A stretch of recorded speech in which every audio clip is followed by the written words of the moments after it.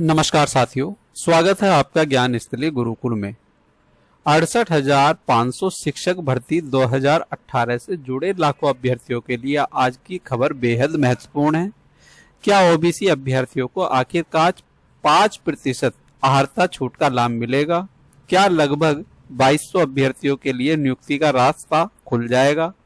राज्य पिछड़ा वर्ग आयोग ने फिर से बड़ा फैसला लेते हुए अपनी पुरानी संस्तुति को बरकरार रखा है और बेसिक शिक्षा विभाग को परिणाम संशोधित करने की सिफारिश की है। यह अमर उजाला अखबार की कटिंग है। 68,500 शिक्षक भर्ती में ओबीसी अभ्यर्थी को 5% अर्हता छूट देने की संस्तुति बरकरार। राज्य पिछड़ा वर्ग आयोग ने परीक्षाफल संशोधित करने की संस्तुति की। आरक्षण अधिनियम का उल्लंघन करने वाले अधिकारी कर्मचारियों पर कार्रवाई को कहा है। 2200 ओबीसी अभ्यर्थी होंगे इससे प्रभावित। सारी चीजें विस्तार से समझते हैं। आखिर आयोग ने ऐसा क्यों कहा? किन नियमों का हवाला दिया गया? किन अभ्यर्थियों को लाभ मिल सकता है? क्या अब सरकार कार्रवाई करेगी? आज की इस वीडियो में हम समाचार के हर बिंदु को विस्तार से समझेंगे, इसलिए वीडियो को अंत तक अवश्य देखें। पूरा मामला क्या है? 68,500 सहायक अध्यापक भर्ती परीक्षा वर्ष 2018 में आयोजित हुई थी। इस भर्ती में ओबीसी वर्ग के अभ्यर्थियों को अर्हता अंक में 5% की छूट दिए जाने का विवाद कई वर्षों से चला आ रहा है। अभ्यर्थियों का कहना है कि उन्हें नियमों के अनुसार यह छूट मिलनी चाहिए थी, लेकिन भर्ती प्रक्रिया में इसका लाभ नहीं दिया गया। राज्य पिछड़ा वर्ग आयोग का नया निर्णय।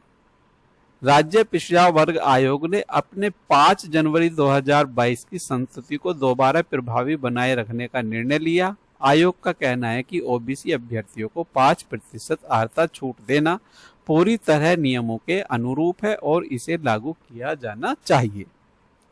आयोग ने किन नियमों का हवाला दिया, इस पर चर्चा करते हैं। आयोग ने कहा कि राष्ट्रीय अध्यापक शिक्षा परिषद एनसीटीई की अधिसूचना और उत्तर प्रदेश आरक्षण नियमावली के अनुसार ओबीसी अभ्यर्थियों को अर्हता में छूट देने का प्रावधान है। आयोग का मानना है कि भर्ती में इस व्यवस्था का सही पालन नहीं किया गया है। कितने अभ्यर्थियों को लाभ मिल सकता है इससे? समाचार के अनुसार 2200 ओबीसी अभ्यर्थियों को इस निर्णय से लाभ मिलने की संभावना बताई गई है। यदि परिणाम संशोधित होता है तो इन अभ्यर्थियों को चयन की संभावना इसमें बढ़ सकती है। आयोग ने बेसिक शिक्षा विभाग को क्या निर्देश दिए, इस पर चर्चा करते हैं। आयोग ने बेसिक शिक्षा विभाग से कहा कि परीक्षा परिणाम की समीक्षा कर संशोधित परिणाम तैयार किया जाए तथा पात्र अभ्यर्थियों की सूची आयोग को उपलब्ध कराई जाए। अब इस पर अधिकारियों पर कार्रवाई की भी सिफारिश आयोग ने की है। आयोग ने यह भी कहा है कि यदि आरक्षण अधिनियम का पालन नहीं किया है तो संबंधित अधिकारियों और कर्मचारियों की जिम्मेदारी तय कर उनके विरुद्ध विभागीय कार्रवाई की जाए। तो यहाँ भी 69,000 शिक्षक भर्ती वाले मामले से कुछ मिलती जुलती परिस्थितियां यहाँ पर देखने को मिल रही हैं। संविधान का भी हवाला दिया गया। आयोग ने अपने निर्णय में संविधान के अनुच्छेद 14 और 16 का उल्लेख किया, जिसमें समानता और समान अवसर का अधिकार दिया गया। आयोग का कहना है कि पात्र ओबीसी अभ्यर्थियों को छूट से वंचित रखना इन सिद्धांतों के विपरीत माना गया है। आगे इसमें क्या हो सकता है? अब यह मामला राज्य और बेसिक शिक्षा विभाग के स्तर पर कार्रवाई पर निर्भर करेगा। यदि विभाग आयोग की संस्तुति स्वीकार करता है और आवश्यक निर्णय लेता है तभी संशोधित परिणाम और आगे की प्रक्रिया संभव होगी। यदि मामला न्यायालय में जाता है तो अंतिम निर्णय न्यायालय के आदेश के अनुसार होगा। वर्तमान समाचार आयोग की संस्तुति के बारे में है। इसका अर्थ यह नहीं है कि नियुक्तियां तुरंत हो जाएंगी। आगे की प्रक्रिया शासन और न्यायालय के निर्णय पर निर्भर करेगी।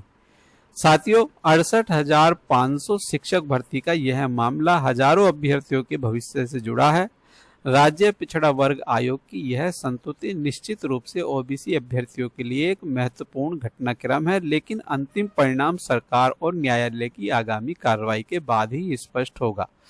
यदि आप 68,500 शिक्षक भर्ती, 69,000 शिक्षक भर्ती, सुपर टेट, नई शिक्षक भर्ती और शिक्षा विभाग की हर बड़ी अपडेट सबसे पहले पाना चाहते हैं और बिल्कुल सटीक तरीके से पढ़ना चाहते हैं तो ज्ञान स्थली गुरुकुल चैनल को सब्सक्राइब करें, वीडियो को लाइक करें और अपने सभी साथियों के साथ शेयर करें। धन्यवाद। जय हिंद, जय भारत।